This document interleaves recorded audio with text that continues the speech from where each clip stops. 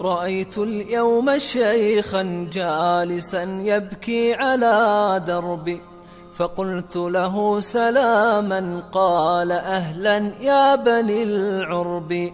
فقلت له أيا عمي لماذا أنت في كربي؟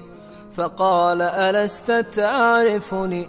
أنا المنكوب في الغرب، أنا من خانني أهلي وراح الكل من قربي، أنا من سبني الأنجاس واجتمعوا على حربي، أنا بوابة الأقصى، أنا التاريخ في الكتب، أنا في أرض بغداد وفي حمص على جنبي، مسجن أشتكي ألما وأشكو الحال للرب.